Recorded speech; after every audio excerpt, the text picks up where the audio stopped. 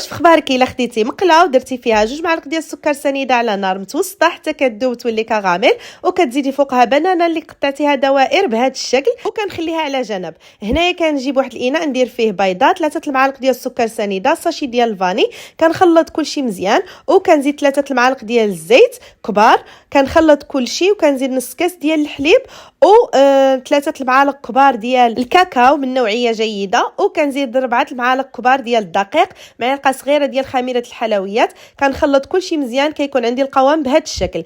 كنجيب هنايا المقله ديالي كنخوي فوقها الخليط وكنحاول نسرحو بهذا الشكل، كنغطي عليه وكنخليها واحد 5 دقائق فوق النار اللي كتكون بحال الشمعه حتى كتبان لي طابت من الفوق كما كتشوفوا معايا ونشفت، وكنقلبها كتلصق معكم ما حتى شي حاجه. وهنايا وريتكم المقله كما كتشوفوا معايا. صافي هنايا جبت زبده اللوتوس غادي نزين بها من الفوق، تقدروا تزينوا بالشوكولا ولا باي حاجه بغيتو ولا تخليوها هكذا كما بغيتو. هنايا غادي نقطع معكم باش تشوفوا، راه كتجي لذيذه بزاف، جربوها كتوجد بسرعه وبالصحه والراحه. ما تنساوش لايك الفيديو.